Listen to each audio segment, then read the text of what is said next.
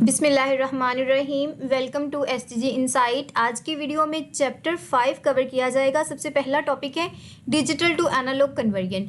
Digital to analog conversion के अंदर क्या होता है कि हम डिजिटल डेटा को एनालॉग के अंदर कन्वर्ट करते हैं हमें दी गई इंफॉर्मेशन की बेस पर।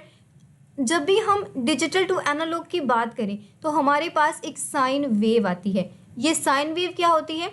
साइन वेव को हम 3 करेक्टरिस्टिक से डिफाइन करते हैं।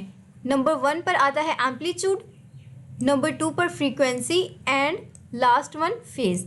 स्टूडेंट, ये एमसीक्यूज आपसे पूछा जाता है कि साइन वेव की कितनी करेक्टरिस्टिक्स हैं, तो आपने इसे अपने माइंड में रखना है। By changing one of these characteristics we can use it to present a digital signal. तो हम इनमें से किसी को भी चेंज करके, किसी भी प्रॉपर्टीज को चेंज करके इसे डिजिटल सिग्नल के अंदर प्रेजेंट कर सकते हैं। तो यहाँ पर आपको एक डायग्राम दिखा दी गई है। यहाँ पर देखिए एक सेंडर है जिसे हम मॉड्यूलेटर भी कहते हैं और रिसीवर है जिसे हम डीमॉड्यूलेटर कहते हैं। तो यहाँ पर ये जो डिवाइसेस हैं ये क्या कर रही हैं, हमारे डिजिटल डेटा को एनालॉग के अंदर कन्वर्ट कर रही हैं। और देखें यहाँ सेंडर के पास भी डिजिटल डेटा था और हमारा जो रिसीवर है उसके पास भी डिजिटल डेटा ही पहुँचा है। तो दरमियान में जो लिंक होता है आपको पता ही है कि हमारी जो साउंड होती है या हमारी इंफॉर्मेशन होती है वो हमेशा वेव की फॉर्म में ट्रैवल करती है।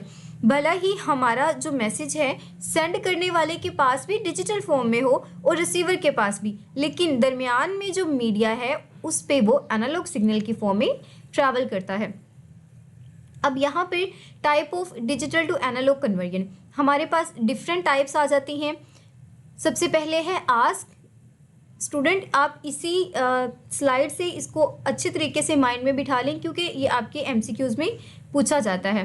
तो ask stand for amplitude shift keying, frequency shift keying and phase shift keying. हमने ऊपर 3 प्रॉपर्टीज़ को पढ़ा था, तो इन्हीं को हमने फर्दर इसकी टाइप्स में कन्वर्ट कर दिया। और एम्पलीट्यूड और फेज को हम क्वाड्रेटर एम्पलीट्यूड मॉड्यूलेशन भी कहते हैं। लेसन 77 का जो इम्पोर्टेंट टॉपिक है वो है bit and baud rates and carrier signal. इन तीनों चीज़ों को हम बारी बारी डिफाइन करेंगे। सबसे पहले है बार रेट। अब बार रेट क्या होता है? The total number of signal unit transmitted in 1 second. मतलब कि बार रेट क्या है? 1 सेकेंड के अंदर कितने सिग्नल एलिमेंट्स ट्रांसमिट हो रहे हैं। अब बारी आती है बिट रेट की। तो बिट रेट क्या होता है स्टूडेंट? आपने इसे मिक्स नहीं करना क्योंकि ये एमसीक्यूज आपसे पूछा जाता है और इसे आपको आपका कॉन्सेप्ट जज करने के लिए शॉर्ट क्वेश्चन की फॉर्म में भी दिया जा सकता है। बिट्स क्या है? बिट का मतलब है कि 1 सेकेंड में टोटल कितनी बिट्स ट्रांसफ़र हो रही हैं। ऊपर हमने क्या पढ़ा? सिग्नल एलिमेंट्स कितने ट्रांसमिट हो रहे हैं या फिर यूनिट कितने ट्रांसमिट हो रहे हैं, हाउ टोटल नंबर। जबकि हम बिट रेट के अंदर टोटल बिट्स को डिस्कस करते हैं। Very easy concepts. Another important MCQs, analog transmission of digital data, baud rate is less or equal to the bit rate. हमेशा याद रखें बार रेट हमेशा कम होता है बिट रेट से या फिर इक्वल होता है, कभी भी बड़ा नहीं हो सकता। तो ये एमसीक्यूज आपसे इस तरह पूछा जाता है, baud rate is less than or equal to bit rate, true या फॉल्स। तो अगर छोटा या फिर बराबर है फिर तो ट्रू है, लेकिन अगर ग्रेटर देन आ जाता है तो वो फॉल्स है। तो यहाँ पर 2 चीज़ें और हैं, data element versus signal element, data rate versus signal rate. Next हमारे पास आता है कैरियर सिग्नल। तो स्टूडेंट, कैरियर सिग्नल की डेफिनेशन यहीं पर मौजूद है कि a carrier signal or just carrier is a wave form that is modulated with the information bearing signal for the purpose of conveying information. तो क्या होता है हमारे कैरियर सिग्नल के अंदर, जिसके अंदर हम मॉड्यूलेट करते हैं या फिर मॉडिफाइड इंफॉर्मेशन को इस तरह से प्रोसेस करते हैं कि वो हमारी पर्पस को या फिर हमारी इंफॉर्मेशन को बहुत अच्छे तरीके से कन्वे कर दे। आसान अल्फाज में ये हमारी एक कैरियर ही है या फिर हमारी फॉर एग्जांपल एक बस ही है जो किसी भी चीज़ को लेकर जा रही है या फिर हमारे डेटा को डिफरेंट ट्रांसमिशन मीडियम के थ्रू कन्वे करवा रही है। लेसन नंबर 78, यहाँ पर आपको एग्जांपल दी गई है बिट रेट और बार रेट को समझाने के लिए। An analog carrier 4 bit per signal element, if 1000 signal element are send per second find the bit rate. देखिए स्टूडेंट, इसे हम एक आम सी मिसाल से समझते हैं। फर्ज करें कि यूनिवर्सिटी की एक बस में 4 स्टूडेंट बैठ सकते हैं, यानी कि हमारे पास आर क्या आ जाएगा, 4 आ जाएगा। अगर 1 घंटे में यूनिवर्सिटी के गेट से 1000 बस जाती हैं तो टोटल कितने स्टूडेंट गुजरेंगे, यानी कि एक बस के अंदर 4 हैं और उसी गेट के अंदर से 1000 बस गई हैं, तो जाहिर सी बात है हम क्या करेंगे, 4 को 1000 के साथ मल्टीप्लाई करवा देंगे तो हमारा आंसर क्या आता है, 4000। तो हमेशा याद रखें आर हमारे पास क्या होता है, बिट पर सेकेंड, जबकि एस हमारे पास क्या है, सिग्नल एलिमेंट। और हमारे पास फार्मूला क्या होता है, S is equals to N by R. अब हमारे पास एस भी है और आर भी, एन को हमने साइड पे रखा, आर यहाँ पर डिवाइड हो रहा था, यहाँ आकर ये मल्टीप्लाई हो गया। ये वाला जो आपका एग्जाम्पल है ये आपके पेपर में काफ़ी बार रिपीट हुई है, तो आपने इसे अच्छे तरीके से करके जाना है। नेक्स्ट हमारे पास एग्जाम्पल है, an analog signal has a bit rate of 8000 and baud rate 1000, how data elements are carried by signal element. अब आज ये जो एग्जांपल है हमारी, इसके अंदर है टोटल हमारे जो स्टूडेंट हैं वो 8000 हैं, यानी कि हमारा जो बिट रेट है वो 8000 है। 8000 स्टूडेंट्स ने ट्रैवल किया और बसें कितनी थी हमारे पास, 1000। अब देखें हमारे पास बसेस भी हैं, हमारे पास स्टूडेंट की तादाद भी है। अब हमारे पास है क्या नहीं है कि एक बस के अंदर कितने स्टूडेंट्स बैठे, तो हम क्या करेंगे, हम इसको डिवाइड करवा देंगे। तो जब हम इसे डिवाइड करते हैं हमारे पास आंसर क्या आता है, 8, यानी कि हर बस के अंदर 8 स्टूडेंट बैठे थे। इसी वजह से 1000 बसेस के अंदर 8000 स्टूडेंट मौजूद थे। इसके बाद जो हमने हर स्टूडेंट के पॉसिबल कम्बिनेशंस के लिए अलग अलग रंग की बसेस बनानी है, तो हम क्या करेंगे, हम टोटल की 2 को टोटल की पावर ले लेंगे। अब देखें 2 को जब हम 8 की पावर लेते हैं तो हमारे पास क्या आंसर आता है, 256। यहाँ पर फार्मूला भी गिवन है, r is equals to log 2n। Student अगर आप ऐसे ही कहानियों की की तरह कुछ भी याद करते हैं या काम करते हैं तो आपके लिए बहुत ही आसान हो जाती हैं ये चीज़ें। अब देखें ज़रूरी नहीं है कि आप पेपर के अंदर भी SNR ही यूज़ करें, आप अपनी मर्ज़ी के नाम भी यूज़ कर सकते हैं। बस आपने उन्हें ऊपर मेंशन कर देना है कि आपने सिग्नल के लिए कौन सी चीज़ को, कौन से नाम को इंट्रोड्यूस करवाया है और आपने बिट्स के लिए कौन सा नाम इंट्रोड्यूस करवाया है और नंबर्स के लिए कौन सा नेम इंट्रोड्यूस करवाया है। नेक्स्ट हमारे पास है amplitude shift keying. Digital data को एनालॉग में ट्रांसमिट करने का सबसे बेसिक जो तरीका है, सबसे बेसिक मेथड है वो आस्क का है। इसके अंदर हम कैरियर सिग्नल की फ्रीक्वेंसी और फेज़ को बिल्कुल भी नहीं छेड़ते। स्टूडेंट ये इंपॉर्टेंट MCQs है, हम किसको चेंज नहीं करते, हम कैरियर सिग्नल के एम्पलीट्यूड को वेरी करवाते हैं, लेकिन हम फ्रीक्वेंसी और फेज़ को बिल्कुल भी चेंज नहीं करते, उसे हम कांस्टेंट रखते हैं। अब हम चेंज किसके साथ करते हैं, हम सिर्फ सिग्नल के एम्पलीट्यूड को चेंज करते हैं। ये देखिए ऊपर मैंने इसको हाईलाइट भी कर दिया है कि amplitude of carrier signal very, ये हमारा वेरी करता है जबकि फ्रीक्वेंसी और फेज़ वेरी नहीं करते। इसी वजह से हम इसे ऑन ऑफ कीइंग भी कहते हैं। तो स्टूडेंट जब हमने 1 भेजना हो तो हम सिग्नल की ऊंचाई को ज़्यादा कर देते हैं और जब हमने 0 भेजना हो तो हम एम्पलीट्यूड को 0 कर देते हैं। तो इस चीज़ को भी आप याद रखें कि हम आस्क को क्या कहते हैं, ऑन ऑफ कीइंग भी कहते हैं और इसे हम ओके इसकी शॉर्ट फॉर्म है। ये देखें यहाँ पर अगर हमें सिग्नल ज़्यादा करना था तो हमने इसे ऊंचा कर दिया है, एम्पलीट्यूड बढ़ा दिया है, और जहाँ पर हमें सिग्नल कम करना था या 0 करना था तो वहाँ पर हमने क्या किया, एम्पलीट्यूड को बिल्कुल लो कर दिया है। यहाँ पर मेंशन भी है कि D0 मिनिमम के लिए होता है और D हमारे पास फार्मूला क्या होता है, B is equals to 1 plus DS। ये चीज़ें हमने ऊपर भी डिस्कस की हैं, यानी कि जहाँ पर हमारी मैक्सिमम फ्रीक्वेंसी होती है या फिर मैक्सिमम हमारा एम्पलीट्यूड होता है उसे हम 1 के साथ प्रेजेंट कर रहे होते हैं, और A हमारी किस चीज़ को प्रेजेंट करता है, मॉड्यूलेशन फिल्टरिंग प्रोसेस को। और ये प्रोसेस क्या होता है, 0 से 1 के अंदर जो कन्वर्जन हो रही होती है।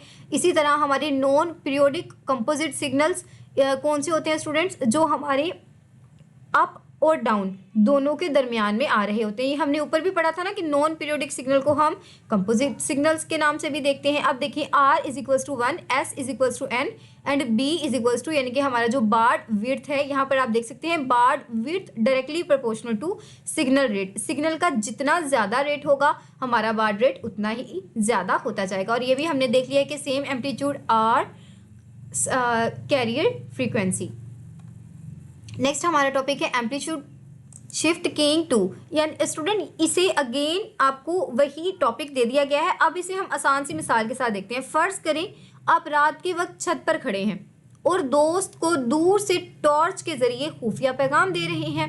टॉर्च जब आप ऑन करते हैं तो इसका मतलब है कि 1, जब आप टॉर्च ऑफ करते हैं तो इसका मतलब 0 है। रोशनी का रंग यानी कि फ्रीक्वेंसी और सिमत यानी कि फेज वही रहती है। आप सिर्फ रोशनी को ज़्यादा या कम कर रहे हैं, मतलब कि आपकी जो फासला है वो भी सेम है। आपने अपनी दोस्त की तरफ लाइट की है, वो फेज भी सेम है, लेकिन आप क्या कर रहे हैं, जब आपने उसे कोई पैगाम देना है तो आप क्या करेंगे, टॉर्च को ऑन कर देंगे, और जब आपने नहीं देना तो आप उसे ऑफ कर देंगे। तो इसी तरह हमारी ये जो बैंडविड्थ होती हैं, इसे हम एक सड़क की मिसाल के साथ भी समझ सकते हैं कि मोटरवे की जो बैंडविड्थ होती है वो किस पर डिपेंड करती है।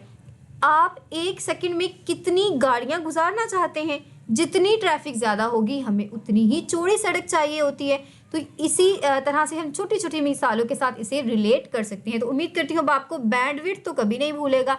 क्या हमने अभी क्या डिस्कस किया है कि आपको अगर तो आपको कम टाइम चाहिए और ज़्यादा गाड़ियाँ आपने सेंड करनी है या भेजनी है तो आप क्या करते हैं, आप सड़क को चौड़ा कर देते हैं।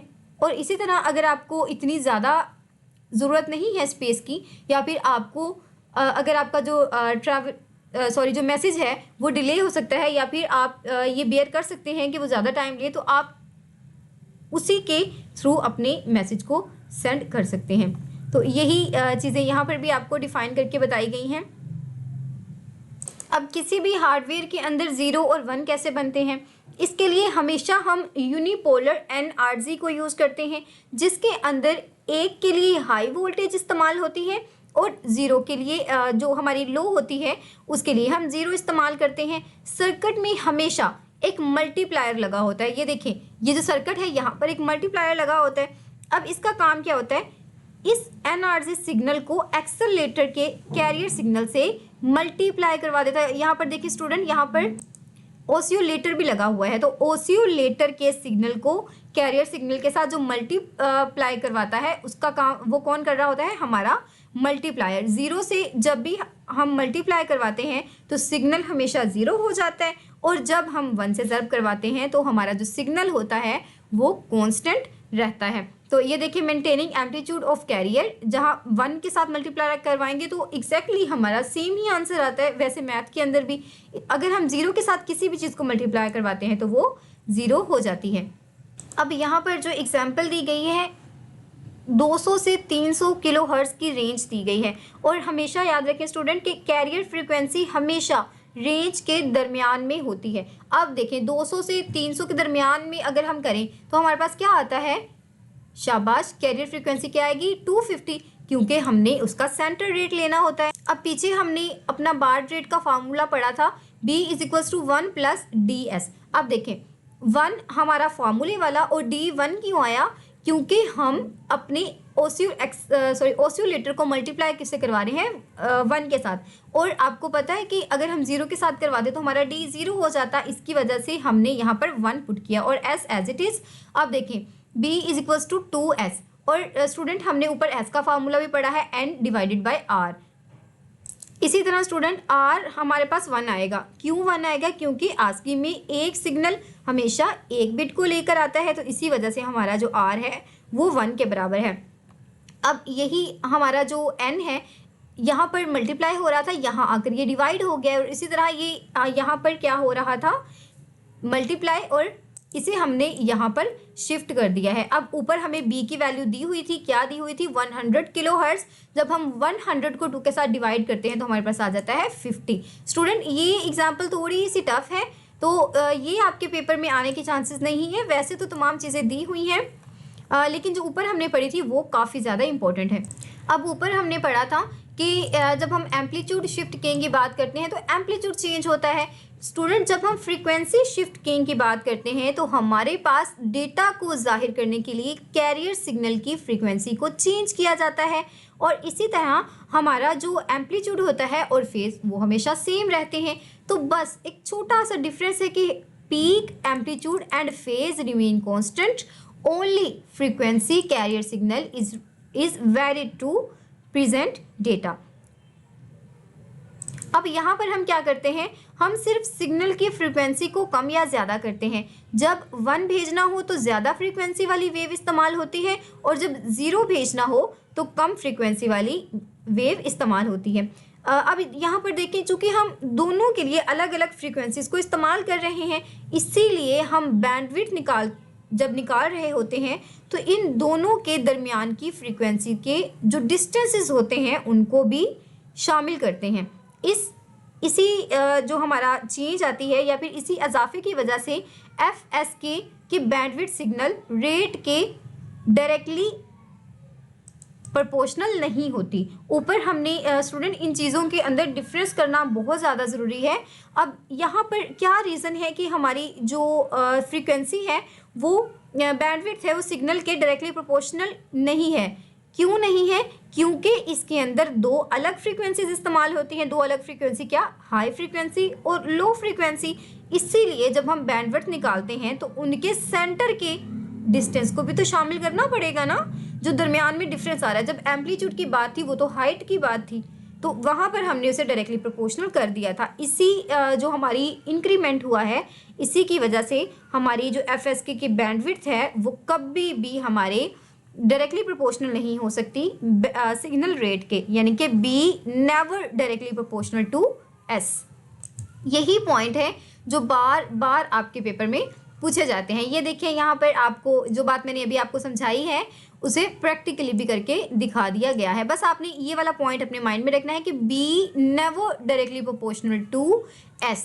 ये भी नहीं हम कह सकते कि यूनिवर्सली प्रोपोर्शनल होते हैं, बस ये है कि वो डायरेक्टली प्रोपोर्शनल नहीं होते। अब यहाँ पर देखें, यहाँ पर 0 पॉइंट के साथ इसे शो करवाया गया है और यहाँ पर इसे 1 के दरमियान। अब ये जो दरमियान का डिस्टेंस है इसे भी तो हमने फाइंड आउट करना है, तो इसे हम 2del से फाइंड आउट करते हैं। और ये जो आपके सामने इक्वेशन लिखी हुई है आपने इसे अच्छे तरीके से याद कर लेना है। ये पेपर में तो नहीं आती स्टूडेंट, आपसे बहुत मुश्किल चीज़ें नहीं पूछी जाती, सिर्फ आपके कॉन्सेप्ट को चेक किया जाता है, आपकी जो नॉलेज है उसे जज किया जाता है, ना कि आपके रट्टे को। अब टॉपिक 82 में अगेन आपको फ्रीक्वेंसी शिफ्ट किंग दिया गया है। इसे हम एक आसान सी मिसाल के साथ समझते हैं। आप क्लास में प्रेजेंटेशन दे रहे हैं, वॉल्यूम आपका जो है वो हमेशा सेम ही रहता है, लेकिन आप बोलने के लिए अपनी आवाज़ की फ्रीक्वेंसी को कभी हाई करते हैं और कभी लो करते हैं। एक बोलने के लिए आप आवाज़ बारीक करते हैं, और जो आपकी फ्रीक्वेंसी आपको पता है ना, जो आवाज़ बारीक होती है उसकी फ्रीक्वेंसी हाई होती है। और इसी तरह जब आप 0 बोलते हो तो आपकी फ्रीक्वेंसी क्या हो जाती है? लो हो जाती है। क्यों? क्योंकि ये आपकी भारी आवाज़ है। तो हमने क्या सीखा कि फ्रीक्वेंसी हम चेंज करते हैं जब भी बात कर रहे होते हैं। जैसे अब मैं लेक्चर डिलीवर कर रही हूँ, इसी तरह बिल्कुल। और जब हम इसी दौरान हम अपनी एम्पलीट्यूड और फेज़ को सेम रख रहे होते हैं। ये एग्जांपल अगेन आपको दे दी गई है। बस यहाँ पर आपने डिफरेंस क्या करना है, ऊपर आप 1+DS वाला फार्मूला पुट कर रहे थे बार्ड रेट के लिए, और यहाँ पर आपके पास बैंडविड्थ के लिए आपके पास क्या फार्मूला है? 1+D × S + 2del_F। अब ऊपर जो वैल्यूज़ दी हुई हैं आपने अकॉर्डिंगली इसके वैल्यूज़ को पुट करना है और आपके पास आंसर्स आ जाएगा।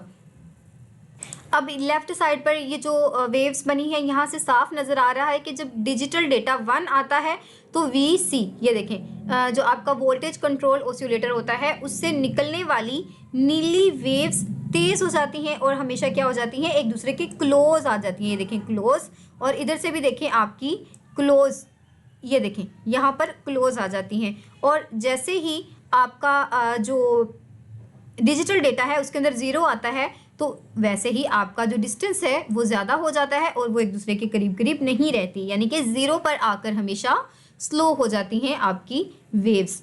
नेक्स्ट हमारे पास है फेज शिफ्ट किंग। अब इसके अंदर क्या होगा? आपकी जो फेज़ है वो वेरी करेगी, जबकि आपकी एम्पलीट्यूड और फ्रिक्वेंसी हमेशा कांस्टेंट रहेगी। और PSK is relatively common than ASK and FSK। तो ये ज़्यादा कॉमन होता है, यानी कि डेली लाइफ में बहुत ज़्यादा यूज़ होता है। और student, quadrature phase shift keying एक वक्त के अंदर 2 बिट्स को क्या कर सकता है, मॉड्यूलेट कर सकता है। तो हमेशा आपने माइंड में रखना है, MCQs बहुत पूछा जाता है कि ऐसा कौन सी आपके पास टाइप है जो एक ही वक्त के अंदर 2 बिट्स को मॉड्यूलेट कर सकती है। तो कौन सी है, क्वाड्रेचर फेज शिफ्ट कीइंग। और ये किसकी एक फॉर्म है, ये फेज शिफ्ट कीइंग की फॉर्म है। स्टूडेंट, अगर आप देखिए तो एक ही चीज़ आ रही है बार बार, बस क्या हो रहा है, थोड़ा थोड़ा डिफरेंस क्रिएट किया जा रहा है। एक जैसी डायग्राम्स है, एक जैसा कॉन्सेप्ट है, थोड़े से डिफरेंस के साथ है। तो स्टूडेंट, अब यहाँ से आप खुद ही इस चीज़ को जज कर सकते हैं कि यही लॉन्ग आना है। कैसे स्टूडेंट, इसी तरह आपको डिफरेंट डेफिनेशंस दी होंगी। जैसे मैं हमेशा आपको ये चीज़ समझाती हूँ, व्यू वालों का ये एल्गोरिदम है कि आपके पास ऐसे बार आएगा, इसके अंदर डिफरेंट डेफिनेशंस लिखी होंगी, एग्जांपल्स लिखी होंगी। तो आपने क्या करना है, जस्ट आपने हर डेफिनेशन के सामने उसका एग्जैक्ट हेडिंग मेंशन करनी है। अगर यहाँ पर आपकी फॉर एग्जांपल फर्स्ट पर फेज़ की डेफिनेशन है तो आपने उसे फेज़ मेंशन कर देना है। सेकंड पर अगर आपकी फ्रीक्वेंसी की है तो आपने फ्रीक्वेंसी को मेंशन कर देना है। तो अगर आपके ये कॉन्सेप्ट क्लियर है तो बहुत ही आसान सी चीज़ है ये। अब जैसे हमने देखा कि डेटा, अगर हमें बहुत तेज़ स्पीड में डेटा भेजना हो तो हम QPSK का इस्तेमाल करते हैं, जिसके अंदर जिसके साथ 2 बिट्स, यानी कि हमेशा 2 पेयर्स 1 1 0 0 0 1 इस तरह के पेयर्स का सेट भेजने के लिए हम हमेशा 4 डिफरेंट एंगल्स को यूज़ करते हैं। अब 4 डिफरेंट एंगल कौन से हैं, यहाँ पर दिए भी होंगे, 0 90 180 एंड 270। और इसी तरह हार्डवेयर में इसके लिए हम पोलर एनर्जी यानी कि पॉजिटिव और नेगेटिव वोल्टेज का इस्तेमाल करते हैं। जस्ट यही चीज़ें आपको यहाँ पर मेंशन की गई हैं। अब यहाँ पर PSK का ग्राफ दिया गया है। जब बिट 0 आती है, यानी कि हमारी ये जो यहाँ पर आप देख सकते हैं बिट 0 कौन सी है, हमारी ब्लैक वेव। ये आपको सर ने इसीलिए डिफरेंट कलर यूज़ किए हैं ताकि आपको इसका डिफरेंस करना आसान हो। तो जब आपकी ब्लैक वेव आती है, वो अपना पूरा साइकिल किए बगैर अचानक से शुरू से स्टार्ट हो जाती है, यानी कि उलट हो जाती है। अब देखें यहाँ पर, देखें स्टूडेंट, इसने अपना कोई साइकिल पूरा किया है नहीं, होना तो ये चाहिए था ना कि ये फिर से ऊपर चली जाती। ये देखें यहाँ पर इस पॉइंट पर है और यहाँ पर ये ऊपर है, तो इसने अपना साइकिल कंप्लीट नहीं किया, बल्कि क्या हुई है, ये शुरू होकर उल्टी हो जाती है, यानी कि 180 डिग्री पर शिफ्ट कर जाती है। तो यही चीज़ हम डिस्कस करते हैं। और हमेशा याद रखें कितने एंगल पर शिफ्ट करती है, 180 में। और जो हमारा हार्डवेयर जो मल्टीप्लायर होता है, उसके अंदर हम पोलर एनर्जी से सिग्नल्स को लेते हैं और नेगेटिव वोल्टेज की वजह से कैरियर वेव हमेशा क्या होती है, मल्टीप्लाई होकर उलट हो जाती है। स्टूडेंट, क्या हमें इसमें समझ आई कि नेगेटिव वोल्टेज की वजह से जब हमारी वोल्टेज नेगेटिव आती है तो हमारी जो कैरियर वेव होती है वो मल्टीप्लाई होकर हमेशा इन्वर्ट हो जाती है। और इन्वर्ट कौन से एंगल से होती है, हमेशा 180 के एंगल से। तो अब इस टॉपिक के अंदर भी कुछ भी ऐसा नहीं है जो आपको समझ ना आया हो। अब ये वाली डायग्राम के अंदर कुछ भी नहीं है स्टूडेंट। ये यहाँ पर आप देख सकते हैं एक छोटी सी एग्जांपल है कि find the bandwidth for the signal transmitting at 12 Mbps for QPSK the value of D is 0। तो आपको तीनों चीज़ें दी हुई हैं। ये वाली एग्जांपल आपकी थोड़ी सी इंपॉर्टेंट है। अब देखिए R आपके पास क्या दिया हुआ है, 2। मैंने अभी ऊपर पढ़ाया है PSK में क्या होता है, 2 होता है, क्योंकि वो एक ही टाइम में 2 बिट्स के साथ डील कर रहा होता है। और फार्मूला क्या पढ़ा था, S = N/R।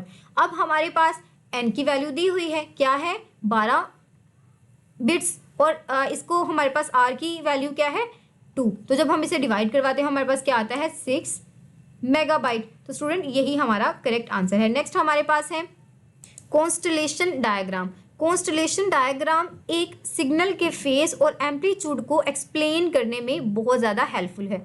जब 2 कैरियर वेव्स इन फेज और क्वाड्रेचर इस्तेमाल कर रहे हूँ हम, तो हम क्या करते हैं, सिग्नल को एक पॉइंट के तौर पर दिखा देते हैं। तो स्टूडेंट इस चीज़ को भी आपने माइंड में रखना है कि ये हमारे पास क्यों हेल्पफुल है, हमेशा एम्पलीट्यूड को डिस्क्राइब करने के लिए और अगेन मैं आपको बता दूं कि जब हम दो कैरियर वेव्स, और वो कौन सी दो कैरियर वेव होती है, इन फेज एंड क्वाड्रेचर को जब हम यूज़ कर रहे होते हैं तो हम हर सिग्नल एलिमेंट को एक डॉट से प्रेजेंट करते हैं। अब ये एमसीक्यूज बहुत इंपॉर्टेंट है कि सिग्नल एलिमेंट को किससे प्रेजेंट किया जाता है, किसके साथ रिप्रेजेंट किया जाता है स्टूडेंट, हमेशा डॉट के साथ। ये देखें, इस डॉट का मतलब क्या है, यहाँ पर आपका सिग्नल एलिमेंट है, और ये देखें डिफरेंट डॉट्स लगे हुए हैं डिफरेंट डिग्रीज पर। ये यहाँ पर भी आप देख सकते हैं कि बी आस्की, यानी कि जिसे हम ओके भी कहते हैं, हम इसे बैंडविड्थ आस्क यानी कि एम्पलीट्यूड शिफ्ट गेन के नाम से जानते हैं, जिसे हम ओके भी कहते हैं। ये हमने ऊपर कवर किया था। इसके अंदर दो ही पॉइंट्स हैं, 0 से 1 की तरफ, यानी कि 0 से 180 की तरह, और इसी तरह यहाँ पर हमारे पास 2 पॉइंट्स इन्वॉल्व हो रहे हैं। तो यहाँ पर हमारा पूरा सर्कल बन रहा होता है। क्यों? क्योंकि यहाँ पर हमारी 2 बिट्स के साथ डीलिंग हो रही है। क्वाड्रेचर एम्पलीट्यूड मॉड्यूलेशन, ऊपर हमने शिफ्ट किंग पढ़ा है, यहाँ पर हमने मॉड्यूलेशन पढ़ना है। यहाँ पर अगेन एक इंपॉर्टेंट एमसीक्यू है कि PSK is limited by ability of equipment to distinguish small differences in phase which limits the potential bit rate, यानी कि PSK आलात की फेज में छोटे जो डिफरेंसेस थे उनको पहचानने की सलाहियत बहुत लिमिटेड थी। तो अब इसका सोल्यूशन क्या है? वैसे तो ये आपके एमसीक्यूज है कि क्या आप इसके अंदर लिमिटेड था, डिफरेंस स्मॉल डिफरेंसेस को डिस्टिंग्विश करने की जो लिमिट होती है वो बहुत कम थी। तो अब हमारे पास इसका सोल्यूशन क्या है? We have to altering only 1-3 characteristics of the sine wave at a time, but what if we alter two, हम एक ही वक्त में 3 कैरेक्टरिस्टिक्स को पढ़ रहे थे ना, 1 बाय 1। ऊपर हमने पहले PSK पढ़ा, फिर हमने FSK पढ़ा, फिर हमने ASK पढ़ा, तो वहाँ पर तो हम एक एक को पढ़ रहे थे। क्यों ना हम ऐसा करें कि हम 2 को मिला दें। ये देखिए यहाँ पर आपसे सवाल भी किया गया है कि why not combine ASK and PSK, और जब हम इन दोनों को मिला देते हैं तो हमारे पास क्या बन जाता है, QAM, और QAM में एम्पलीट्यूड और फेस दोनों को तब्दील कर सकते हैं। देखिए ना कितना हमारे लिए अच्छा हो गया कि हम QAM में एम्पलीट्यूड को भी चेंज कर सकते हैं और फेज को भी। अब चेंज क्या नहीं हो सकता, फ्रीक्वेंसी। बहुत ही आसान है। नेक्स्ट हमारे पास है एनालॉग टू एनालॉग कन्वर्जन। चलें पहले हम इन डायग्राम्स को भी देख लेते हैं। अब देखिए स्टूडेंट, जब भी हम PSK की बात कर रहे होते तो हमारे पास ये इशू हमेशा आता था कि अगर हम स्पीड बढ़ाने के लिए बहुत सारे एंगल्स बना दें तो वो इतने ज़्यादा क्लोज आ जाएंगे कि रिसीवर के लिए फ़र्क करना ही मुश्किल हो जाएगा। अब इस प्रॉब्लम को सॉर्ट आउट भी तो करना था, तो इसके लिए हमने QAM यूज़ किया। QAM में हमारे पास 2 करेक्टरिस्टिक्स थी, 2 खसूसियत थी। एक तो ये कि सिग्नल की एम्पलीट्यूड यानी कि आस्क, और दूसरा हमारे पास जो फैसिलिटी थी वो उसके फेज था यानी कि PS की। जब हमने इन दोनों को आपस में मिला दिया या फिर इनको तब्दील कर दिया तो इससे हमारे सिग्नल आपस में मिक्स हुए बगैर एक ही वक्त में बहुत ज़्यादा डेटा को भेज सकते हैं। और यही हमारी यही जो हमारी आजकल की वाईफाई है ना, वो QAM की बेस पे ही चलती है। अनदर इम्पोर्टेंट इंफॉर्मेशन कि आपकी वाईफाई में आजकल कौन सी स्कीम यूज़ हो रही है या फिर कौन सी एप्लीकेशन यूज़ हो रही है, टाइप यूज़ हो रही है, तो वो क्या है, QAM यानी कि quadrature amplitude modulation. Analog to analog conversion, presentation of analog information by analog signal. तो इसके अंदर हम क्या पढ़ते हैं कि हम एनालॉग इन्फॉर्मेशन को एनालॉग सिग्नल के साथ डिफाइन कर सकते हैं। इसके अंदर भी हमारे पास 3 चीज़ें आ जाती हैं, amplitude modulation AM, frequency modulation FM and phase modulation PM। अब यही इसकी 3 डिफरेंट टाइप्स हैं। यहाँ पर जो डायग्राम है देख सकते हैं आप, amplitude modulation, frequency and phase modulation. यहाँ पर सबसे पहले आपको एम्पलीट्यूड मॉड्यूलेशन दिखाई गई है।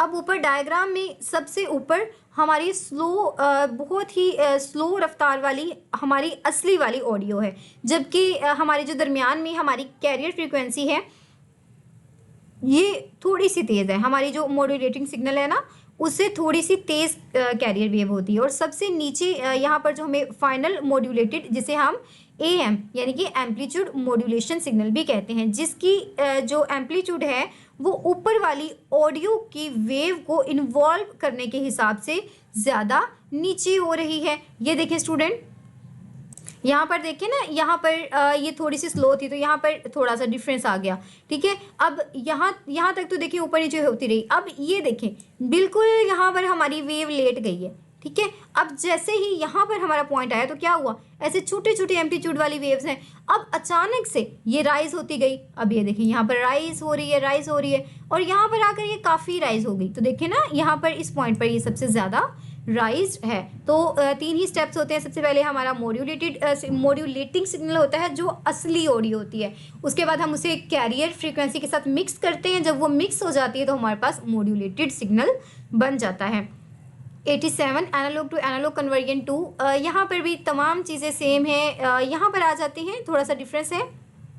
अब इस डायग्राम से हम क्या चीज़ प्रिस्क्राइब कर सकते हैं। देखिए स्टूडेंट, साफ जैसे हमें नज़र भी आ रहा है। देखिए ना, इसको तो खैर हमने देखना ही नहीं होता, इसको देखें और इसको देखें, क्या डिफरेंस समझ में आया। सबसे पहली बात, अगर हम देखें ना तो यहाँ पर जो हमारा सिग्नल है वो ऊपर है, ऐसा ही है ना, ऊपर है, यानी कि पॉजिटिव है। और इसी के अकॉर्डिंग हम यहाँ पर देखें, क्या फ़र्क आया। फ़र्क ये है कि हमारी जो वेव्स हैं वो एक दूसरे के बहुत करीब हैं, यानी कि करीब से करीब तर हैं। जब हमारी वेव्स करीब से करीब तर हों, बहुत क्लोज हों, तो उसका मतलब क्या होता है, फ्रीक्वेंसी बढ़ जाती है। अब यहाँ तक समझ आ गई, ठीक है। अब यहाँ पर देखें, इस पॉइंट पर क्या हुआ है, इस पॉइंट पर हमारा जो सिग्नल है वो ड्रॉप कर गया है, यानी कि नीचे मूव कर गया है। अब इसका डिफरेंस क्या हुआ, जैसे ही हमारे सिग्नल ने ड्रॉप किया है, हमारी जो फ्रीक्वेंसी है उसकी जो वेव्स हैं वो थोड़ी सी खुली हो गई हैं, यानी कि फ्रीक्वेंसी मॉड्यूलेशन। तो यहाँ पर हमारा क्या हो गया है, फ्रीक्वेंसी मॉड्यूलेशन वाला कॉन्सेप्ट पूरा हो गया है। जैसे ही हमारी वेव्स नीचे आई हैं, हमारी फ्रीक्वेंसी के जो सिग्नल्स हैं वो कम हो गए हैं, हमारी ऑडियो सिग्नल नेगेटिव हो गए हैं, और हमारी वेव्स ज़्यादा खुली और फर्दर अपार्ट्स हो गई हैं। और यहाँ पर ये फार्मूला भी है, इसे भी आप देख लीजिएगा कि जो हमारा बार्ड रेट होता है या बैंड विड्थ होती है एफएम की, उसका फार्मूला क्या है, 2 = 2 × 1 + b × b। और यहाँ पर आपको ये भी दिया गया है कि 4 आ जाता है। वैसे भी अगर हम इसको चेक करें, 1 + 1 ये हमारे पास 2 बन जाता है। और यहाँ पर जो हमारे पास 1 की वैल्यू, वैसे भी यहाँ पर दिखाती हूँ, 1 1। अब देखिए 1 1 2 2 2 ज़ा 4 और 4 1 ज़ा 1। तो इसे हम वैसे भी अगर इसकी वैल्यूज पुट करें तो हमारे पास बीटा = 4 आ जाता है। अब ये लास्ट टॉपिक है एनालॉग टू एनालॉग कन्वर्जन 3। ये चीज़ें सेम ही है। यहाँ पर अब देख लेते हैं, ऊपर हमने एफएम की भी बात कर ली, एएम की भी बात कर ली। अब रह कौन गया था, हमारा पीएम। और पीएम के अंदर क्या होता है, हमारी बात होती है फेज़ की।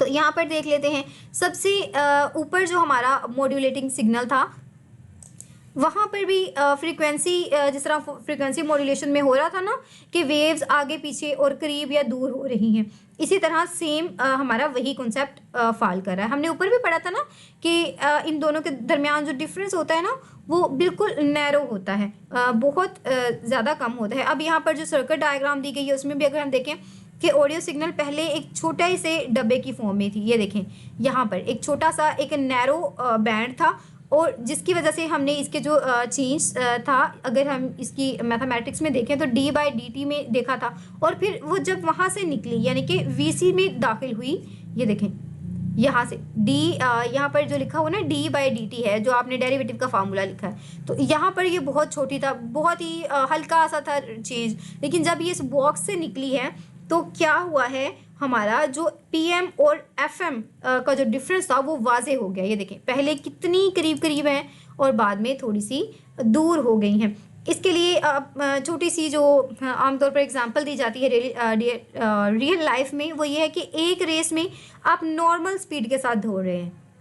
अगर आपने अचानक अपने दोस्त से 2 कदम आगे जाना है, तो इन 2 कदम आगे जाने के लिए आपको चंद सेकंड के लिए अपनी स्पीड यानी कि फ्रीक्वेंसी को बढ़ाना पड़ेगा, और फिर आप नॉर्मल हो जाएंगे। यानी कि फेज बदलने से स्पीड भी वक्ती तौर पर बदल जाती है। क्या निचोड़ निकला, कमेंट में लिखें स्टूडेंट। हमने इसके लास्ट में क्या नतीजा अखज़ किया कि फेज बदलने से स्पीड भी वक्ती तौर पर बदल जाती है। हमें क्या करना था, फेज को चेंज करना था। फेज को चेंज करने के लिए हमने फ्रीक्वेंसी को ज़्यादा किया।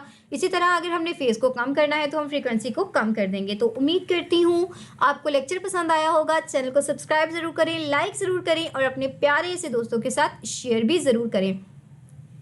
इंशाल्लाह लास्ट लेक्चर में हम अपना चैप्टर 6 पढ़ेंगे और इसके साथ साथ मैं आपको कुछ टिप एंड ट्रिक्स बताऊंगी, प्लस आपको ये बताऊंगी कि आपने अपने मिड टर्म की तैयारी किस तरह करनी है। फ़ी अमानिल्लाह।